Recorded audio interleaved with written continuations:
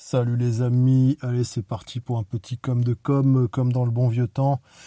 Cette gourou, il nous dit je me reconnais dans tes décisions depuis toutes ces années, j'aime bien ta façon de t'adapter, tout ça. Il veut nous bouffer mais sans trop de stress, on a quand même moyen de s'en sortir sans baisser son froc. Bon bah moi, depuis que je suis né, j'ai eu quand même des bons gros coups de stress et j'ai souvent baissé mon froc, hein. Donc c'est un peu foiré pour moi. Après, bon, oui, il y a toujours l'espoir de se dire, allez, à partir de maintenant, je vais y arriver, ça va être tranquille, il n'y aura plus de coups de stress et voilà, je vais plus baisser mon froc. Bon, oui, je pense que c'est possible. Après, bon, je pense que les coups de stress, quand même, il y en aura tout le temps et puis c'est aussi un peu normal, hein, tu te les prends aussi selon ce que tu fais, tes prises de risques et tout ça, donc t'acceptes qu'éventuellement ça peut arriver et c'est pas grave les coups de stress. Patabois, je suis en train de tout vendre pour aller m'installer en Ukraine, ça fait 7 ans que j'y vais, j'ai ma femme, un réseau d'amis, un terrain. Je confirme que la Pologne, Roumanie, tout ça, c'est des pays qui ont encore un vrai potentiel de développement économique et humain. Eh ouais, bah écoute, bien joué mec. Bah moi j'ai un bon ami roumain, il hésitait à y retourner là. Il est en France, mais depuis super longtemps, hein. Ça fait au moins 20 ans qu'il y est, peut-être 25 ou 30. Ouais, je pense 25 ans. Et, et bon, en fait, il avait de l'espoir dans les élections, puis bon, finalement, voilà, finalement, il reste en France. Enfin, il est allé faire un tour, il a même voté là-bas, et puis en fait, il revient en France, quoi. Je me dis, si même lui qui est roumain, il n'a pas voulu y retourner, est-ce que c'est si rentable que ça de bouger là-bas? Bon, ça se calcule. Pierrec, prends-tu en compte l'aspect ethnique dans ta recherche de terre d'exil? À mon sens, c'est important. Oui, bah, je confirme, c'est méga important. Alors bon, là, vous allez vous foutre de ma gueule par rapport à l'Afrique encore. Mais sachez que l'aspect ethnique, pour aller en Afrique, bien évidemment, je l'ai pris en compte. C'est évident, tu vas en Tanzanie, là où il n'y a que des Tanzaniens, les mecs, ils sont plus que marrons. Mais t'es obligé de le prendre en compte. Après, moi, je me disais, bon, la connerie des Blancs, elle devient pénible, même dangereuse.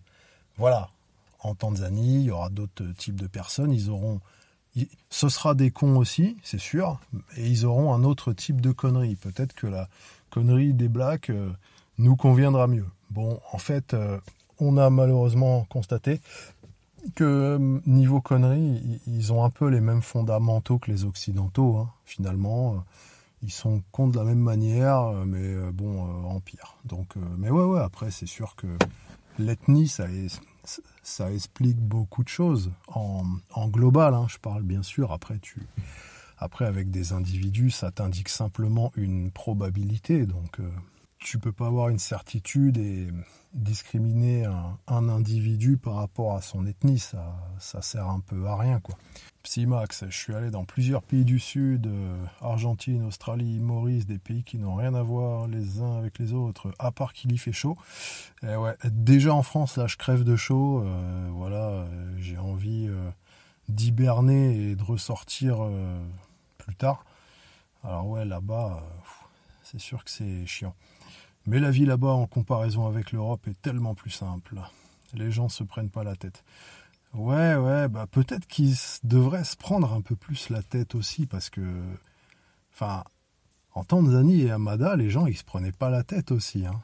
Pas du tout, hein. Alors, c'est vrai que c'est agréable d'un côté, tu vois, tu montes dans un tuk-tuk, le mec, il a des problèmes mécaniques, il garde la bonne humeur, il répare son truc, tu repars, après il passe dans des cours d'eau avec son tuk-tuk, le tuk-tuk, il cale dans la flotte, tu vois. C'est sûr, ils se prennent pas la tête, ils s'en battent les couilles, mais bon, après, voilà, des fois c'est un peu compliqué. Ce serait bien quand même qu'ils se prennent un peu plus la tête. Après là, les pays qui sont cités, je les connais pas du tout. Île Maurice, c'est à côté de Mada, donc je me dis c'est peut-être un peu pareil. Bon, je pense pas parce que c'est quand même beaucoup plus riche. Après, moi, c'est pas du tout le genre d'endroit où je pourrais vivre. Enfin, je suis pas mal de mecs sur YouTube qui sont sur l'île Maurice parce que fiscalement, ils ont des facilités, tout ça par rapport à leur business et tout. C'est vraiment des insulaires. C'est des mecs qui aiment bien faire du surf, qui aiment bien la plage, des trucs comme ça. Mais moi, qu'est-ce que j'irais foutre dans des pays comme l'île Maurice? Et là, Psymax nous dit après, on se rend pas vraiment compte de l'étau mortifère qu'est la France sans avoir voyagé. On sent que c'est de la merde quand on y est, mais une fois que tu vis à 10 mégamètres de ce cloaque, tu te rends compte que tu avais largement sous-estimé la gravité du bordel. Oui, ça c'est méga vrai. Souvent, quand tu es dans la fosse, bon, tu sais que c'est pas terrible, tu vois des problèmes.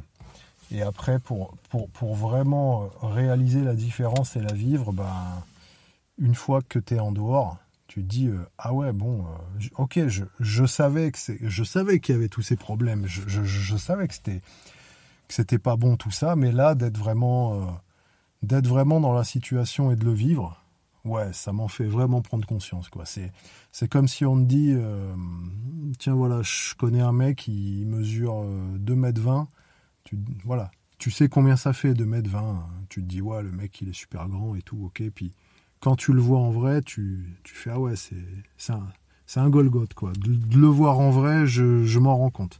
C'est pas pareil, ouais. Ah ouais, ça c'est vécu, c'est très vrai en général. Quand tu sais qu'il y a un truc qui est pourri, bah même si ok, tu le sais, c'est bien d'essayer de t'en extraire pour vraiment prendre conscience du truc et pouvoir mesurer si c'est si grave que ça, et souvent ça l'est, hein. Ouais, et encore, on sait même pas tout. Lara Croft, moi je me suis exilé sur l'île de la Réunion, c'est le bon compromis avec le côté France, nature, liberté. Salut Lara, content d'avoir de tes news. Ouais, après la Réunion c'est juste à côté de Mada, donc si jamais le côté contrôle de la France devient trop oppressant, il y a peut-être un truc à faire, une stratégie binationale peut-être.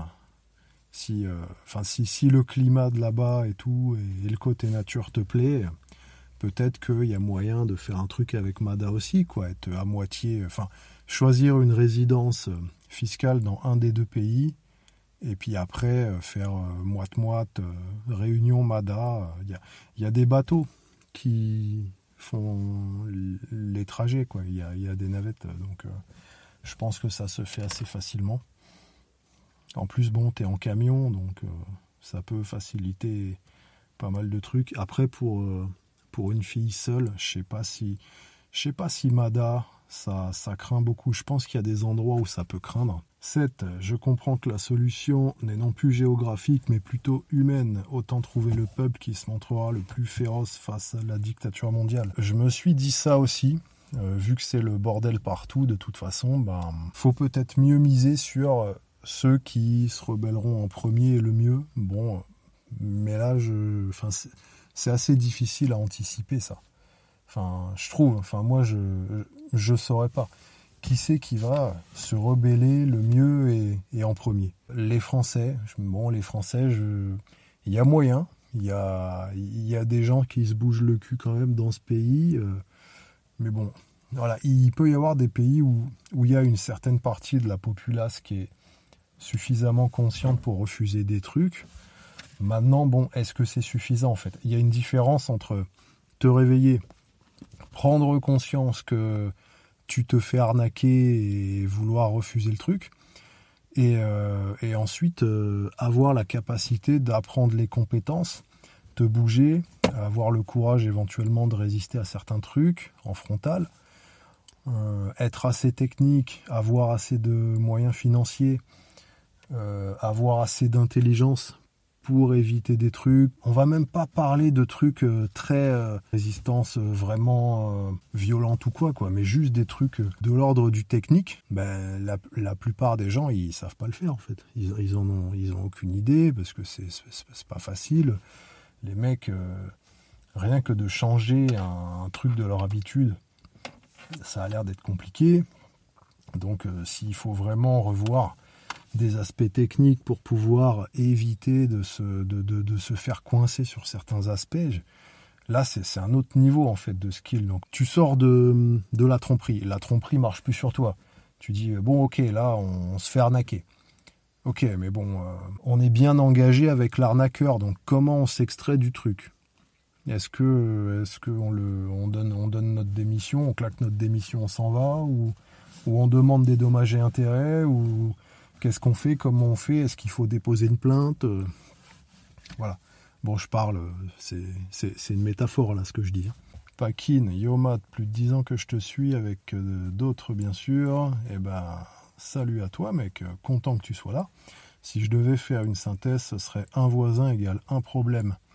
Alors pas toujours, des fois ça peut être un allié. Souvent oui, souvent, allez je dirais 2/3 du temps, c'est des problèmes ou...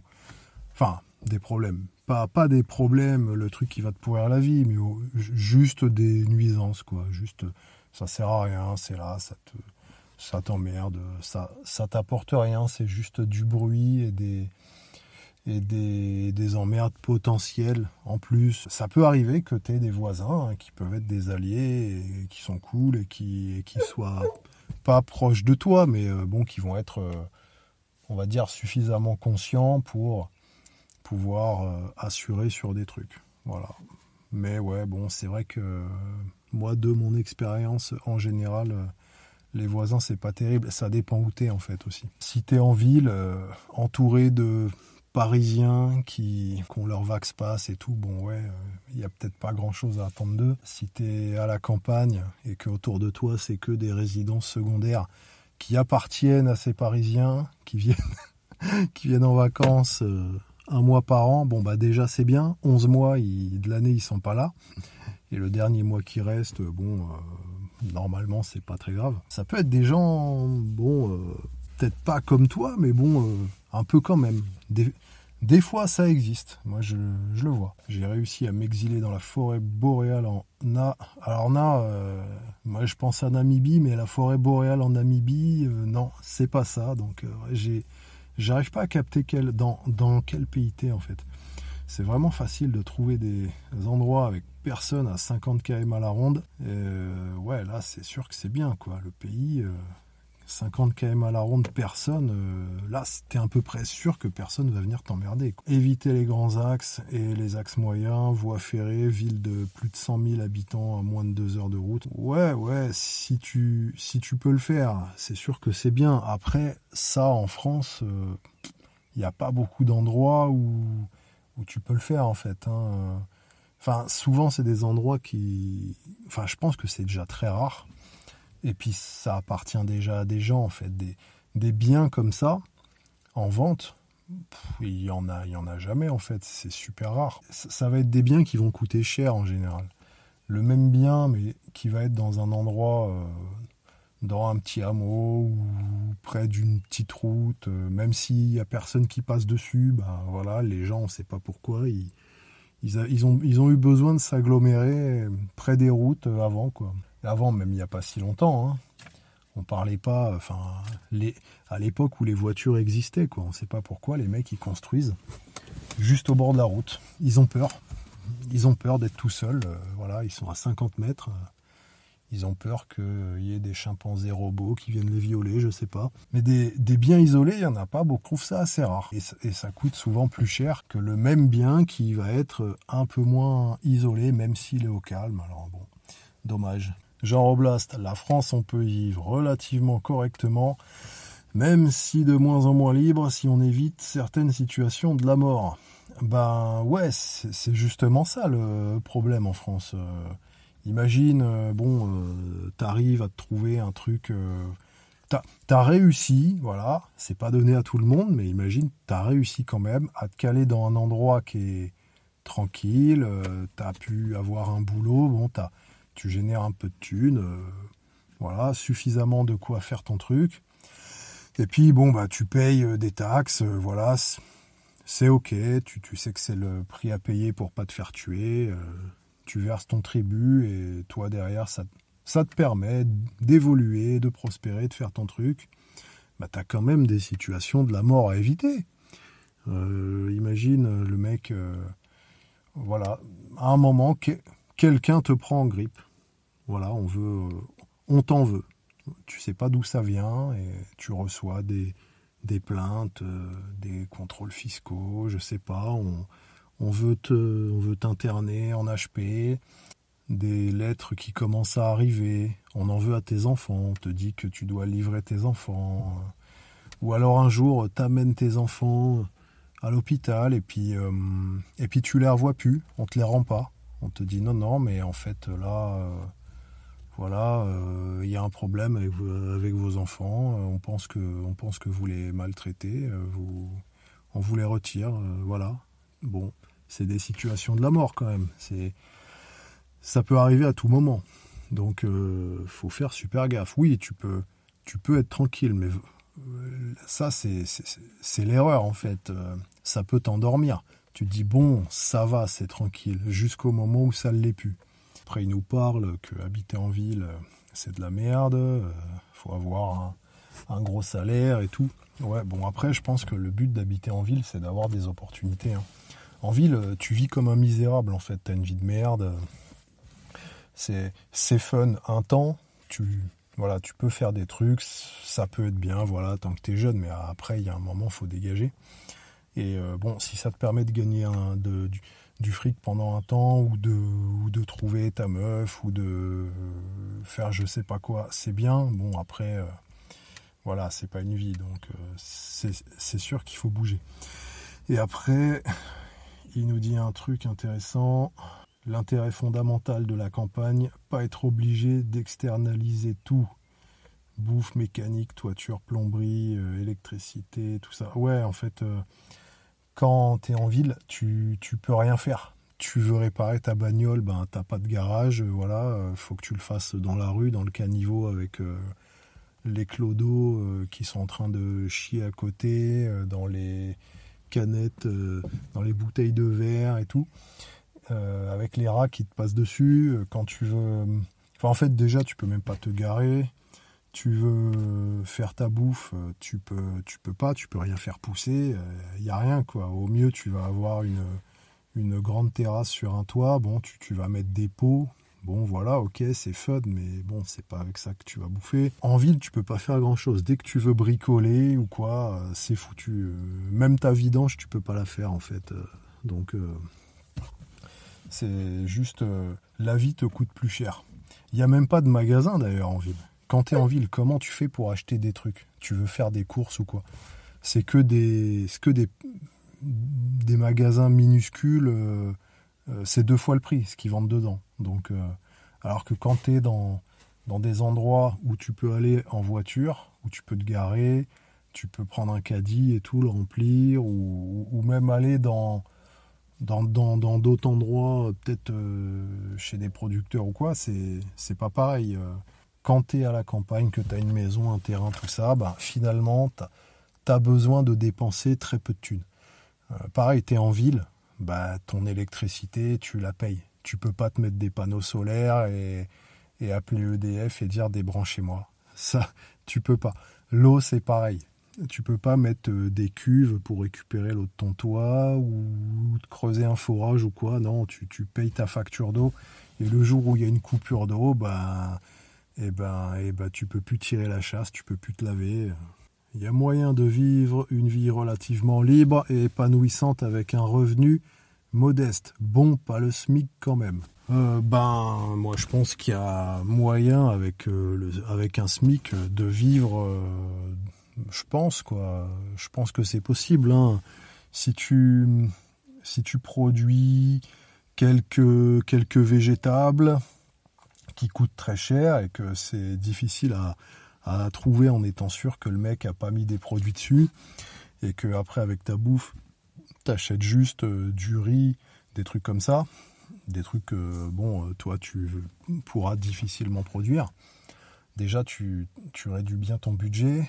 Après, en étant en maison, tu peux te passer de beaucoup de choses. Donc un SMIC, ça passe. Quand je dis un SMIC, ça passe, ça veut dire que toi, dans ta consommation mensuelle, enfin dans tes dépenses mensuelles, tu es censé dépenser la moitié d'un SMIC. Puis comme ça, il faut que tu gagnes le double au cas où tu as des imprévus, un problème, tu dois te racheter une bagnole ou je sais pas quoi, ou il t'arrive un problème, il faut que le capital augmente quand même tous les mois. Donc bon, ça implique que tu vas dépenser la moitié de ton SMIC en fait. Et je pense que c'est tout à fait faisable. Il y a notre ami Varg Vikernes, donc lui, je crois qu'il vit comme ça. Hein.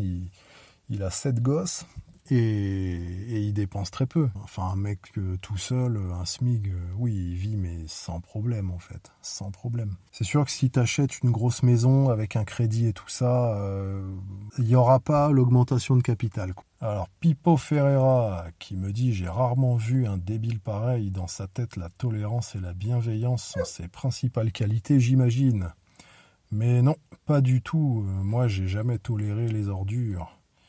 Sauton Frédéric, salut de Argenté. Moi, je sens la clope de quelqu'un qui fume en voiture devant moi, les fenêtres ouvertes. Moi qui suis derrière, même à 20 mètres, je le sens quand même quand je suis en moto. Ouais, ça arrive. Hein. Après, moi, ce qui arrivait, c'est quand je suis chez moi, que ce soit dans un appart ou une maison ou quoi, quand c'est l'été, tu as la fenêtre ouverte, tu sens de la fumée de clope, de quelqu'un qui passe dans la rue au loin ou de quelqu'un qui fume dans la maison d'à côté ou l'appart du dessous. Voilà, ça m'est arrivé plein de fois. C'est très courant en fait. Hein. La fumée de cigarette, tu la sens de très loin. Les odeurs, tu peux les sentir de très loin. Tigun, en extérieur, la fumée ne va pas dans les poumons des autres, surtout pas des enfants. Ah ouais, tiens donc. Bah ouais, en extérieur, bah ouais, parce que personne respire en extérieur en fait, c'est pour ça. Donc bah du coup, puisque personne respire quand il est à l'extérieur, la fumée ne peut pas aller dans leurs poumons. Et surtout des enfants. Bon, alors ça, je sais pas pourquoi. Ça doit être comme on a vu un médecin ultra collabo là, et la pourriture me sort au calme.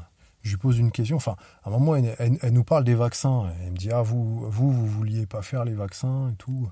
Puis je dis, vous en pensez quoi? On devrait les faire parce que bon, il y a eu des problèmes et tout avec les vaccins. Puis elle me dit, oui, il faut les faire. Oui, les 11 vaccins, c'est important hein, quand même pour les protéger et tout. D'accord. Et même l'hépatite B dedans, parce que dans les 11 vaccins, il y a celui de l'hépatite B, quoi, qui a fait des scandales à l'époque. Voilà, on l'accuse d'avoir créé des scléroses en plaques et tout. Et devinez ce qu'elle me sort. Elle me sort ça. Elle me dit, oui, à l'époque, il y aurait eu des gens qui auraient dit ça, mais bon, voilà, c'était des adultes qui ont ça. Les enfants, c'est bon, pas de problème pour eux. Ils peuvent, voilà, faites-le, quoi, c'est bon. La connasse a osé me sortir ça, quoi, en face, tranquille. C'est incroyable, hein. Donc bon, faites super gaffe aux docteurs que vous allez voir. Il y en a qui sont très malveillants ou juste fous. Hein. La plupart, c'est simplement des fous. Si tu veux un truc qui va à coup sûr dans les poumons des enfants et des vieux, tu prends les gaz d'échappement quand ils marchent sur les trottoirs. Là, ouais, il y a danger, mais bon, voilà. Donc ça, c'est là, on voit le consommateur de cigarettes industrielles qui veut essayer de se trouver une justification pour fumer, quoi, en le comparant à un autre truc qui serait pire. McD Cadence, j'achète mes feuilles de tabac non traitées et c'est un plaisir. Oui, bah c'est différent. Tout ce qui est bœuf, feuilles de tabac que tu fais pousser, ouais, c'est sûr que c'est pas pareil. C'est pour ça que quand je parle de la fumette, je parle de la fumette de cigarettes industrielles. Tiens, d'ailleurs, ça me rappelle un truc. Quand j'étais petit, j'avais peut-être, je sais pas, entre 7 et 9 ans, je roulais les cigarettes à mon grand-père. Il avait une petite machine. Il y avait 2 axes avec deux petits rouleaux hein, de la longueur d'une cigarette. Et t'avais pas un filet, mais une petite bâche quoi, entre les deux. Et donc tu pouvais enrouler le truc. Et donc voilà, tu mettais ta feuille, le petit filtre, le tabac dedans, tu roulais le truc et ça sortait une clope. Et moi je lui roulais ces cigarettes, quoi. Ça m'amusait, j'aimais bien faire ça. Et c'est vrai que j'ai pas de souvenir de m'être fait pourrir la gueule chez mon grand-père. Alors bon, je serais incapable de dire si c'est parce que il s'allumait pas de clope quand j'étais là, ou si c'est parce que c'était du tabac à rouler, donc c'était évidemment très différent de quand c'est les clopes, voilà, les Philip Morris, Camel et tout ça là. Mais même une roulée, bon, c'est quand même du tabac et tout vendu. Bon, il doit y avoir quand même de la merde dedans, quoi, hein, à moins de prendre peut-être un tabac spécial haut de gamme. H. Nathan qui nous dit: je suis pas vraiment d'accord. Il apporte la contradiction. Je suis ancien fumeur, bien content d'avoir arrêté. Et oui, tant mieux. Le fait d'interdire partout, c'est des conneries et encore une façon de limiter nos libertés. Bah oui, je suis d'accord. C'est pour ça que je disais, en votant ces lois, l'État en a rien à foutre de vous. C'est juste pour vous montrer qu'il peut vous interdire des trucs. Moi, je déplorais que les gens, même en étant de nos jours en majorité, soient pas capables d'ostraciser suffisamment ou de se confronter pour se faire respecter, et qu'ils aient besoin, et qu'ils se sentent en sécurité parce qu'il y a une loi. Non, c'est dommage en fait. C'est comme si on disait ah ouais, super, il y a une loi qui est sortie contre le meurtre. Et du coup, c'est bien. Le fait d'interdire partout, voilà, c'est des conneries. Ouais, tout est une histoire d'éducation. Une histoire d'éducation. Une histoire peut-être de respect aussi. Enfin, je dirais avant de respect, en fait. Le respect, c'est avoir envie d'être respectueux, de respecter les droits des autres. Et après, l'éducation, c'est peut-être avoir conscience de ce qui est irrespectueux. Tu reviens 30 ans en arrière, il y avait plein de gens qui fumaient, je pense la majorité même. Et c'était tout à fait normal de fumer partout, devant les gosses, au-dessus des berceaux des bébés. Et bon, je veux bien qu'il y avait une certaine émulation qui faisait que voilà, les gens n'étaient pas assez... C'est même pas éduqué, quoi, mais c'est que il y a un effet de foule et puis ils se rendent même plus compte que c'est de la merde ce qu'ils font. Je veux bien qu'il y ait cet effet, donc corrélé à de l'éducation. Genre le mec s'il était éduqué, il serait respectueux, quoi. Mais bon, au-delà de ça, je pense que la plupart des clopeux, ils en avaient juste rien à foutre en fait. Ils pouvaient le faire, ils le faisaient, et il y en a plein qui le font encore aujourd'hui, alors que voilà, ils savent, quoi. Ils le savent que c'est pourri. Mais bon, ces gens, avant d'être mal éduqués, ils sont même pas respectueux de base. À l'époque, quelle époque? L'époque où c'était l'époque avant la loi Evin, tu veux dire, ou je sais pas, ou avant, quoi. Genre avant, il y a longtemps. En fin de repas, en terrasse, dehors, oui, une cigarette faisait plaisir. Elle faisait plaisir à qui? À celui qui la fume, pas à tous les gens qui se faisaient emboucaner autour, hein. Donc ça, c'est sûr que là, il y a un certain aveu, quoi. Oui, moi, ça me faisait plaisir. Je crachais les résidus de ma consommation à la gueule de tout le monde autour. Mais bon, moi, ça me faisait plaisir. En analysant la situation, la fréquentation. Alors, la situation, la fréquentation, ouais, ok, oui, s'il y a des gens autour, ta clope, tu te la gardes, en fait. C'est ça l'analyse de la situation, hein. Le sens du vent, ah ouais, alors là, on rigole un peu quand même. Le sens du vent, quoi. Le mec, il va regarder le sens du vent, il va se dire, ok, là, c'est bon, je peux allumer ma cigarette, et ça va pas emboucaner les autres. En fait, moi j'ai souvent fait des feux de jardin, des feux dans la forêt ou quoi. Tant que tu es autour du feu, c'est impossible d'être pas enfumé. Le vent il tourne, il va dans tous les sens. Et avec la clope, c'est pareil en fait. Les gars, vous vous rendez pas compte. la fumée, ça va partout. Et en fait, la moindre fumée, on la sent de très loin. Donc, regarder le sens du vent, ouais, c'est utile. C'est utile si tu veux te donner bonne conscience et tu te dis, voilà, ça va un peu minimiser, mais c'est tout ce que ça va faire. Il y a des gens autour, ça va quand même les faire chier. Voilà, donc en regardant le sens du vent, tu sais vite si tu gênes. Et le cas échéant, tu te lèves et tu bouges. C'est ce que je faisais. Bon, ouais, je sais pas quel sens de l'observation il faut avoir pour arriver à deviner si des gens sont gênés. Enfin, tu peux avoir des gens qui sont gênés et ils vont pas bouger du tout, ils vont rien faire, ils vont juste sentir le truc et vont se dire putain, il y a encore un connard qui fume pas loin, c'est chiant. Bon, enfin, il va pas forcément faire des grands gestes, se mettre à crier ou faire des grimaces parce que il se fait emboucaner en fait. Donc ouais, si le trigger pour savoir si tu gênes, c'est que le mec se tortille à l'agonie, fasse des grimaces de dégoût et dégobille par terre. Bon ouais, là ça va, tu peux fumer tranquille en fait. Hein. Tu peux même faire des tas de trucs d'ailleurs. Hein. On peut appliquer le raisonnement à des tas de choses. Hein. Tu peux. Putain, j'ai vu une vidéo là avec une fille, elle est chez elle. Et en fait, dehors à la fenêtre, elle est au rez-de-chaussée. C'est en UK, hein, donc le UK, ils sont infestés par des hordes d'orques et tout. Puis il y a un Pakistanais qui arrive et il se branle devant elle et tout, il gicle sur sa vitre. Je me demande si elle a fait une grimace en voyant ça. Peut-être que le Pakistanais, en fait, en faisant ça, voilà, il a vu que la fille, juste elle le filmait, il s'est dit ouais bah c'est cool quoi, ça la dérange pas en fait, je peux continuer. Si la population n'est pas éduquée, c'est pas la faute des fumeurs, mais du coup c'est de la faute à qui alors de leurs parents.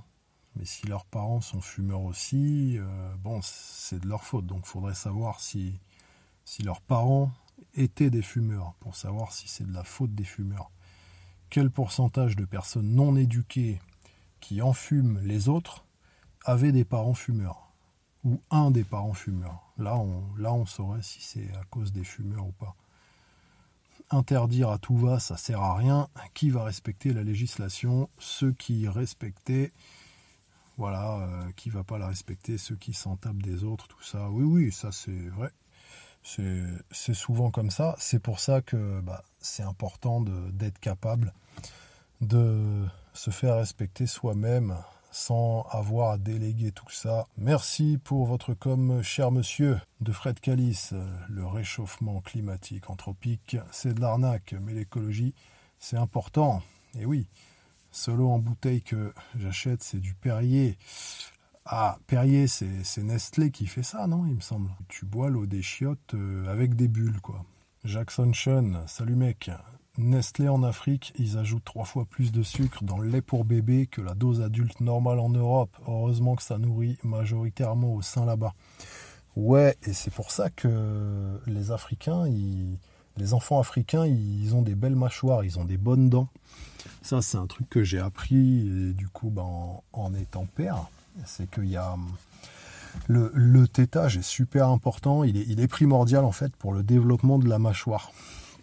C'est pour ça qu'il y a plein de problèmes dentaires avec des dents qui poussent dans tous les sens. Il y a des enfants qui ont besoin qu'on leur fasse de la maçonnerie lourde dans la mâchoire pendant des années, qu'on leur foute des appareils, qu'on leur redresse les chicots parce que la mâchoire se développe pas assez. En fait, la succion du sein, c'est un truc important. C'est un exercice qui permet à la mâchoire de se développer et de faire de la place pour toutes les dents. Et s'il n'y a pas ça, potentiellement, ça pose des gros problèmes et après c'est la merde. Tu dois claquer 10 000 balles dans l'orthodontiste.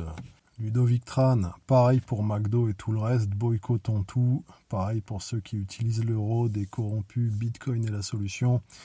Ouais, Bitcoin, c'est le meilleur jailbreak qu'on ait eu à ce siècle-là, hein, je pense. Hein, c'est vraiment fantastique. Après, bon, Les gens l'utilisent pas trop, hein. Ça fait déjà 10-12 ans que c'est apparu. Non, plus 14 ans maintenant. Ouais, 2011. Et voilà, au bout de 14 ans, bah, va payer en Bitcoin. Bon, ça peut se faire, mais pas évident. Il y a plein de gens qui savent même pas ce que c'est. On leur sort ça, ils sont horrifiés, les mecs. Ils disent, oh non, on va m'arnaquer. Voilà, c'est... Bon, qu'est-ce que tu veux faire? Est-ce que les gens vont utiliser? Je sais pas, ouais, peut-être ils utiliseront dans 50 ans, j'en sais rien. Même en tant que store of value, hein, il y en a plein qui, bof, ça a pas encore pris vraiment... Enfin, ça met du temps après, hein. De toute façon, les gars, dites-vous que il y a encore des gens qui achètent des CD, hein, des CD audio, hein. Donc, voilà. Des DVD, des VHS. Je pense pas que... Non, les VHS quand même, ça y est, c'est fini. Mais ouais, CD audio, ça se vend encore, quoi. Allez, tiens, bah tiens, qu'est-ce que je vais faire comme cadeau à Janine, là putain, bah tiens, je vais lui acheter le dernier CD des Enfoirés, tiens, ça fera l'affaire. Clodomir, réponse à on peut pas être trop quelque chose de positif. Aristote explique dans son éthique à Nicomaque qu'une vertu se trouve en équilibre entre l'excès du trop et du pas assez. Oui, exemple, le courage, c'est un équilibre entre la lâcheté et la témérité. Voilà, pareil pour toutes les autres vertus. Si ça peut t'aider pour l'écriture de ta prochaine vie de bail, merci mec, eh ben ça aidera déjà pour ce com de com. Alors, bon, déjà l'exemple... je suis pas d'accord avec le courage. Moi, pour moi, le courage, c'est quand tu es capable de faire ce que tu as à faire, peu importe le feeling que tu as. C'est pour ça que on parle de courage d'un mec qui va faire un acte un peu héroïque où il risque la peau de son cul, ou un mec qui va aller travailler, un bosseur, on dit il est courageux. Voilà. Dans les deux cas, le mec, il a pas forcément envie de le faire, il peut avoir... il n'a pas envie de le faire, il se sent pas de le faire, parce qu'il peut avoir peur ou quelque chose comme ça, l'autre parce qu'il peut avoir la flemme ou être fatigué ou être un peu déprimé, il en a marre de le faire, et ben il le fait quand même, parce que le résultat vaut le coup, parce que c'est ce qui doit être fait. Après, si tu es téméraire, on n'est plus dans cette définition. C'est... la témérité, c'est une action qui doit pas être faite. C'est que le risque-gain, le R, il est pourri, quoi. Tu vas pas aller... voilà, il y a un mec qui te sort un couteau, tu vas pas aller te fighter avec lui alors que toi, t'as rien... t'as quoi à y gagner? Tu vas te faire découper, tu vas... Au minimum, même si tu le bats, tu risques de te prendre une sale coupure, tu vas avoir des ligaments après sectionnés, tu vas aller devoir après passer aux urgences, tu vas attendre 24 heures à te vider de ton sang. Éventuellement, c'est les pompiers qui t'amènent, tu vas passer peut-être plus vite, mais bon, ça va être super chiant, tu vas passer du temps à l'hôpital. Pourquoi? Alors qu'il te suffisait juste de t'enfuir. Et t'avais pas à prendre tous ces risques. Donc là, c'est une erreur, en fait. C'est une faute tactique. C'est pas du courage. C'est que tu as mal calculé le risque, en fait. Tu t'es vraiment loupé. Pour moi, cet exemple, voilà, c'est pas ça. Donc, on pourrait dire, si je reprends ce que j'avais dit dans la vidéo à ce moment-là, que ce serait du courage déplacé, du courage mal calculé. Donc c'est plus vraiment du courage, je trouve. Après, je pense qu'on peut appliquer ça aux autres types de vertus aussi, en fait. Quand tu rentres dans l'excès, le fameux exemple avec quand on dit à chaque fois il est trop gentil, non, c'est pas que t'es trop gentil, c'est que tu te laisses disrespecter. C'est plus de la gentillesse à ce stade. Donc bon, tu peux te rassurer en disant c'est de la gentillesse, mais non, c'est que t'es faible. Jouez toujours, qui me dit gaffe, tu te radicalises. Ah bah c'est bien, mais moi j'essaye de me radicaliser de plus en plus. on est tellement attaqué de toutes parts que moi je pense la solution c'est de se radicaliser le plus possible pour s'affûter, pour avoir assez d'empowerment pour être capable de mettre nos limites et de réprimander et de dégager les manipulateurs. Il faut se radicaliser. Voilà, moi je dis allons-y, quoi, radicalisons-nous. Maths motivation, les préppeurs savent qu'il faut avoir beaucoup de chocolat pour les enfants et du whisky pour les parents. Mais qu'est-ce que c'est que ces familles ? Les éléments de confort comptent énormément dans l'adversité. Le stress, ça fait faire des conneries. La peur fait faire des conneries. Donc, si t'as une habitude qui te rend très confortable et qu'on te l'enlève, c'est un facteur qui peut augmenter ton stress, ta peur et voilà, ça te déstabilise parce que ça modifie ton quotidien et ça peut jouer dans tes prises de décision après, je pense. Après, bon, justement, là, le chocolat, c'est marrant que tu parles de cet exemple parce que il y a 3 jours, il y a ma meuf qui me dit « J'arrête d'acheter du chocolat. En fait, je me rends compte que j'en achète à chaque fois, j'ai un peu du mal à m'en passer. Et donc, si un jour il n'y en a plus, ça peut m'affecter. Donc, j'ai pas envie de ressentir ça. Donc, je préfère me déshabituer dès maintenant. » Voilà. C'est vrai que si vraiment il y a une disruption des moyens et que déjà tu dois gérer des choses qui sont primordiales, mais qu'en plus tu es stressé par des petits trucs qui le sont pas, c'est dommage, ouais. Autant les anticiper avant. Donc bon, le whisky, voilà, hein, vous savez ce que je pense de l'alcool. Et le chocolat, pareil. Moi, je mange pas de chocolat, en fait. Je pense que ça fait des années que j'en ai pas bouffé. J'aime bien, hein. Oui, le chocolat, c'est super, le chocolat, mais bon, à quoi ça sert au bout d'un moment? Mehdi Moreno, tu dates. Et oui, c'est ça qui est fou avec le temps, hein, c'est que il défile et même quand tu le regardes pas, il se passe quand même en fait. C'est comme la flotte. Robert Briquet, mon grand-père m'a raconté sa vie et on est loin d'être dans un monde pourri par rapport au sien. Moi, je pense que l'époque où on est en ce moment, c'est la meilleure époque qu'il y a eu dans l'histoire de l'humanité jusqu'à maintenant. Je pense que vraiment, la période de maintenant est très bien. Et donc, par rapport à celle du grand-père français moyen, à mon avis, c'est mieux aussi. Surtout par rapport à que on a Internet, en fait. On a accès à toute la connaissance qu'on veut. On a plein de trucs. Et dites-vous, moi, j'ai un grand-père que j'ai connu assez peu parce qu'il est mort quand j'avais 5 ans, un truc comme ça. Donc... j'ai pas tellement de souvenirs avec lui. Voilà, c'était un mec vraiment très gentil et tout. Et il est mort d'alcoolisme parce que il a perdu son travail. Non mais imaginez le truc. Qui aujourd'hui irait se stresser, se morfondre parce qu'il a perdu son travail au point de s'alcooliser et d'en mourir. Bon, aujourd'hui, le mec qui perd son travail, il sait que c'est pas grave, quoi. Il va faire autre chose. Et c'est ok, mais à l'époque, je sais pas, il y avait un truc avec le travail, tu perdais ton travail, c'était la honte, il y avait un tabou avec ça apparemment. Et ça a tué mon grand-père. Il s'est dit merde, je retrouverai jamais de travail. Lui, il allait pas sur YouTube, il voyait pas des mecs qui lui expliquaient qu'il pouvait créer une entreprise, vendre des trucs, comment faire un business. Non, le mec, à l'époque...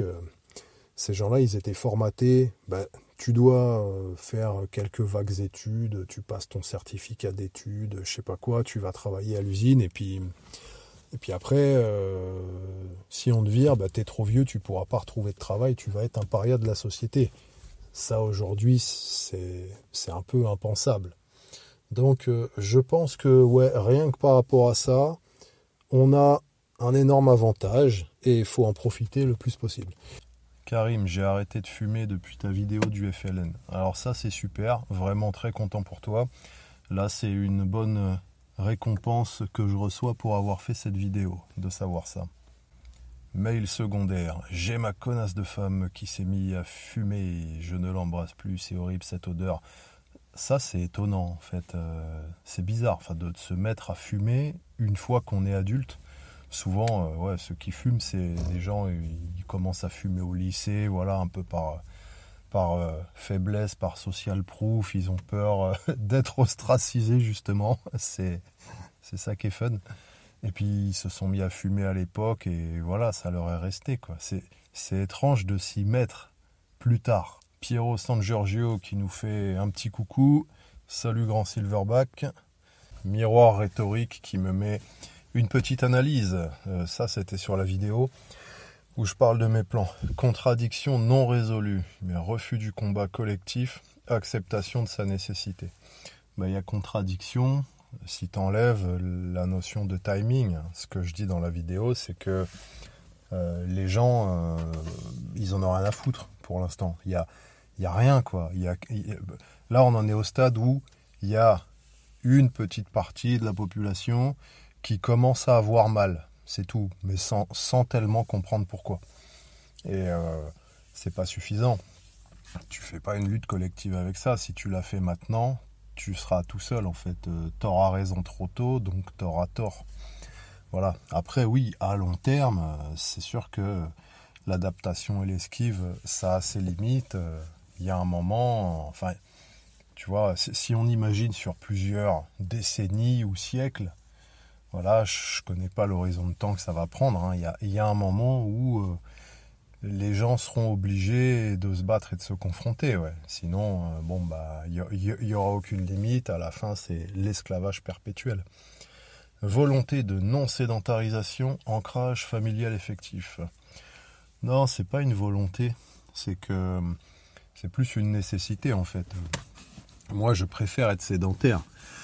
Le nomadisme ou changer de base ponctuellement, je trouve ça c'est intéressant quoi comme apprentissage. Tu vois, c'est un petit moment initiatique. Après, c'est une vie de merde. Je veux dire, être nomade, c'est sympa si t'es dans un endroit, voilà, comme les Mongols qui sont dans les steppes, ils se promènent dans les steppes, ils arrivent, ils s'installent où ils veulent. Bon, ok, là, c'est viable, c'est intéressant. Après, en tant qu'humain urbain, qui vit dans un pays comme ça où tout est contrôlé, tu peux pas faire ce que tu veux.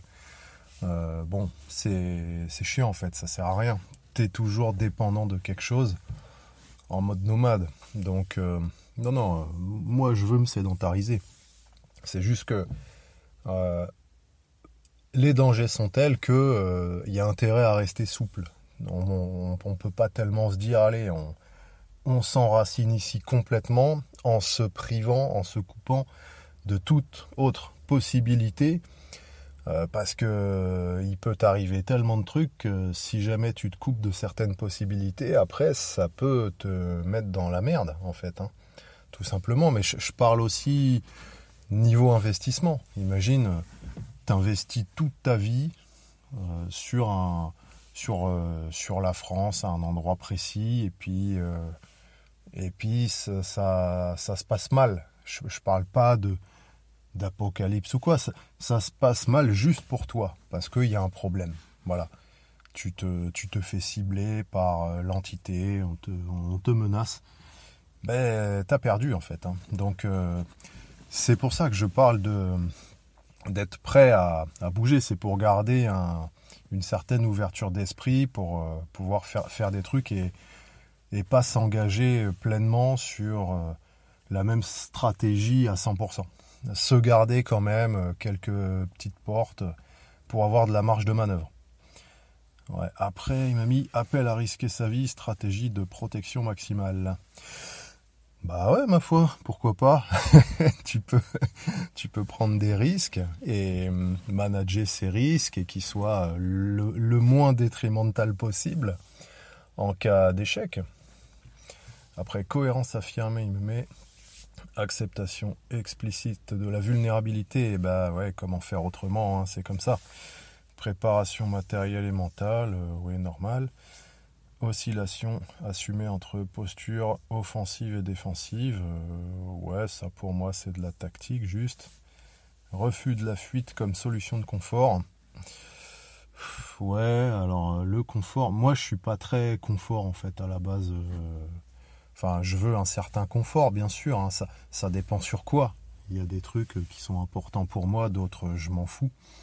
Maintenant, après, c'est sûr que la fuite, pour moi, c'est inconfortable de base. Donc, je le ferai, je le fais pas comme solution de confort. Ça peut pas être une solution de confort pour moi. Voilà, adaptation à un environnement chaotique. Ok, bah merci pour cette petite analyse, mon cher miroir rhétorique. Après, finalement, la France, ce pays qui te vole et te spolie, est finalement un bon pays. Ta vision a bien évolué, bravo pour ton adaptation. Bah en fait, c'est que la France, c'est le pays où j'ai mes facilités, donc quitte à être entouré d'ennemis, autant que je le sois dans un endroit où je peux le mieux me défendre. Après, la France telle qu'elle est, bon, mon avis n'a pas changé dessus. Hein. C'est toujours le pays qui a ses mêmes défauts et voilà, hein, il faut se débrouiller avec. Ce qui a changé, c'est que j'ai plus pris conscience du coût d'une émigration. Et là, on va aller voir vite fait la dernière vidéo que j'ai postée. Il y a quelques coms très sympas. Rien que de sortir de mon immeuble pour ramasser le courrier ou réceptionner un colis pieds nus, ça fait régulièrement bug les gens. J'ai recroisé un livreur dans un autre contexte, c'est le premier truc qu'il a associé à moi. Je te comprends parfaitement. Force les primates. Ouais, alors, il m'est arrivé un truc comme ça une fois, mais j'étais chez moi en fait. C'était quand j'étais à Marseille. À Marseille, j'avais un appart, mais j'avais un peu tout l'étage, quoi. Parce que l'étage, il était pas habité. Enfin bon, c'était des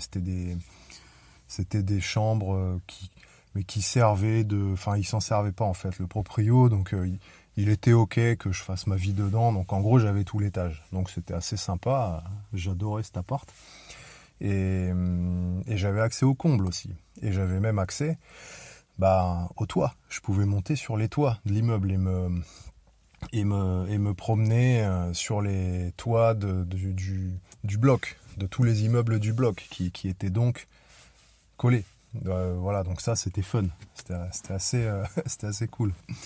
Et puis un jour, on se réveille, il y a ma meuf qui part bosser et puis elle revient et me dit j'ai rencontré le technicien ascenseur là, il voudrait te parler. Voilà, il demande pour les combles et tout. En fait, le mec avait besoin d'accéder au comble pour bosser un truc sur l'ascenseur. Et je dis ouais. Et moi je sors, j'étais en slip. Et c'était même mon slip Superman. Et ouais, il y avait un thème. Et mes slips, c'était vraiment un slip, hein, c'était pas un boxeur. Hein. C'était le truc vraiment qui paraît ridicule pour beaucoup de gens, vous voyez. Donc j'étais vraiment dans le kitsch. Slip, vraiment slip à l'ancienne, et Superman. Et puis je sors comme ça, et puis je parle au livreur, quoi, dans cette tenue. Mais pour moi, c'était normal, ma foi. Le mec qui vient chez moi, il me demande et tout. C'est le matin, tu vois. C'était normal que je sorte en slip comme ça pour moi. Et après, ma meuf, elle m'a fait remarquer. Elle m'a dit, ouais, le mec, ça l'a fait rigoler et tout. Il a trouvé ça bizarre.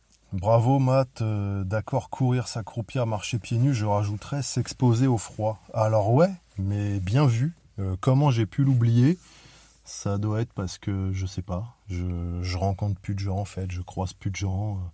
Mais ouais, je me rappelle que à l'époque où j'étais un peu plus confronté à la civilisation, il y avait... Après, peut-être que je me fais vieux aussi, donc peut-être que j'essaye... peut-être que je me suis adapté sans m'en rendre compte et que pour éviter de me faire remarquer, je mets plus des vestes et tout ça pour...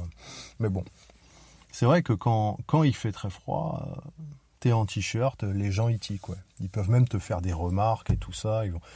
T'as le fameux « Mais vous n'avez pas froid ?» Bah apparemment. Et puis même, qu'est-ce que ça peut te foutre ? Voilà.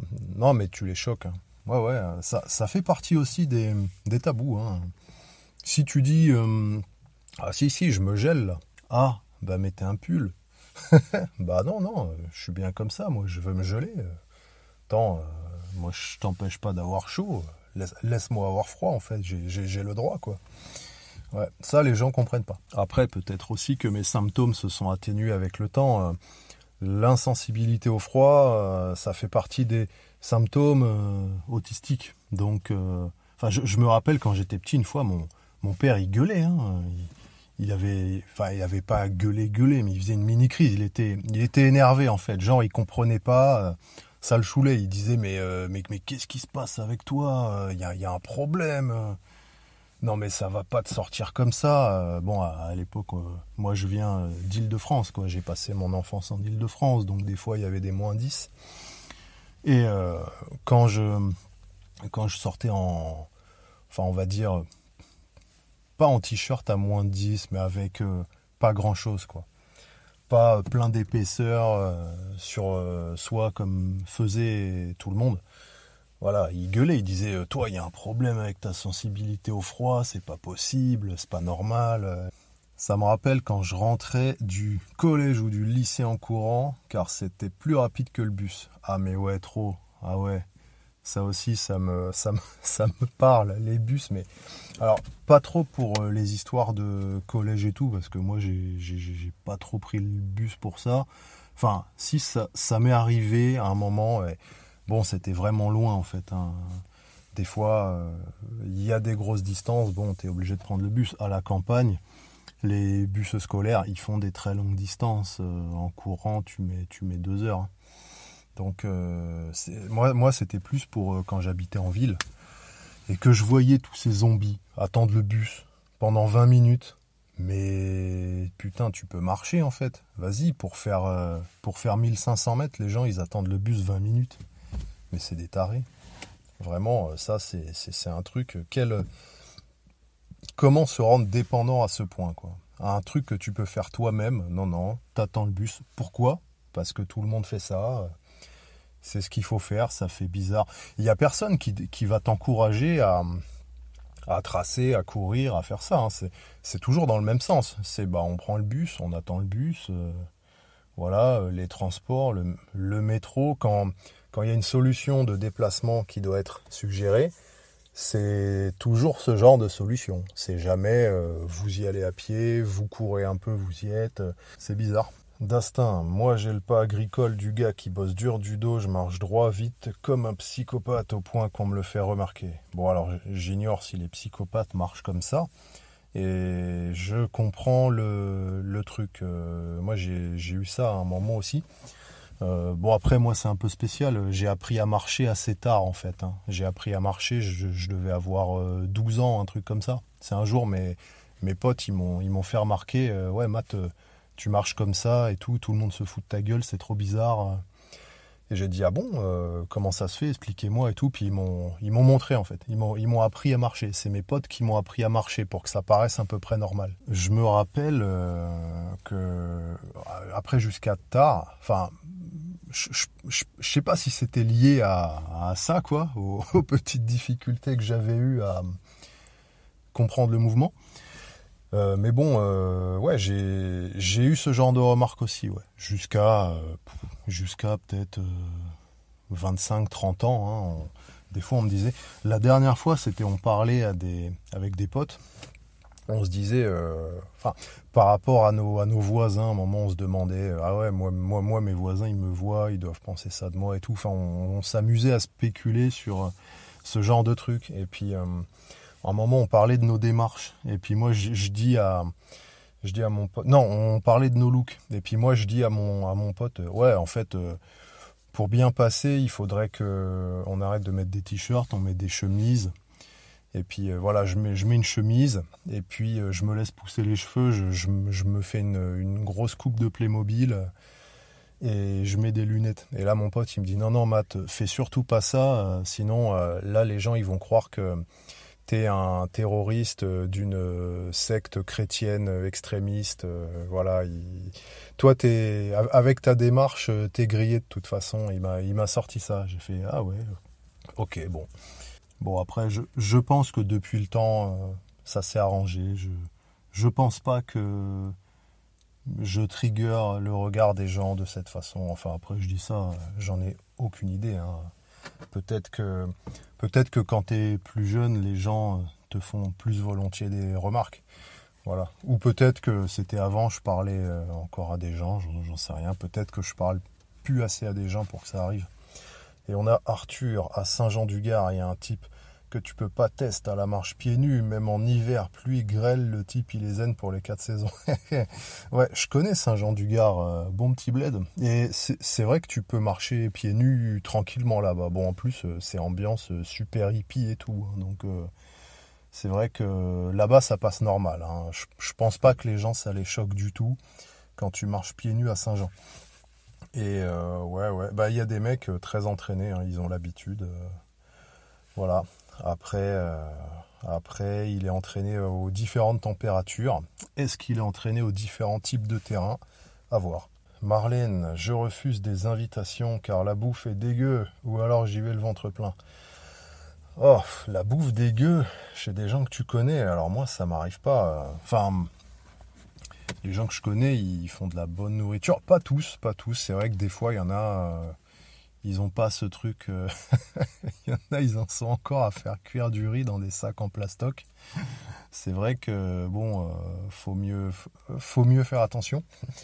Après, non, moi, ce qui me gêne surtout quand tu vas bouffer chez les autres, c'est l'hygiène en fait. Hein. Les gens, il y en a certains qui bavent dans leur plat, c'est plus fort qu'eux. Ils sont tout le temps en train de parler au-dessus de leur bouffe pendant qu'ils cuisinent.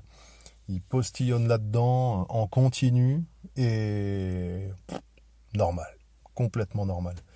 Voilà, moi c'est ça qui me choque surtout. De toute façon, dans l'ensemble, ouais, il faut faire attention à la nourriture que tu prends. Hein. Déjà, bon, grand principe, refuser toute nourriture des étrangers.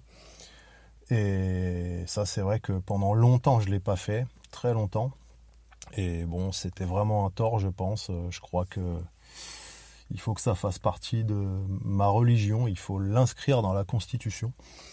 Et après, bah, chez tes amis, normalement c'est bon. Après oui, tu peux en avoir certains qui sont assez laxistes sur le type de nourriture qu'ils mangent et leur toxicité ou l'hygiène. Bon, faut faire attention. Et puis voilà, hein, tu affirmes tes standards si vraiment on te demande une explication au refus de l'invitation.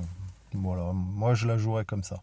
Tu dois avoir vers le milieu de la quarantaine, tu sembles être en excellente santé, tu fais beaucoup plus jeune. Alors en excellente santé, bon du coup non, puisque j'ai mal au dos encore. Ce problème n'a pas été encore réglé.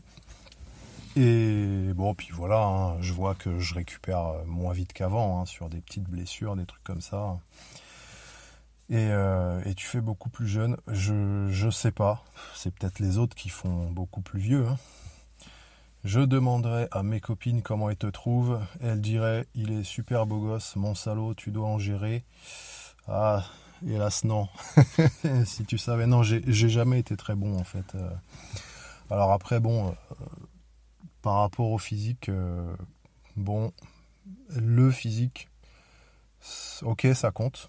Bah, maintenant, c'est pas le plus important.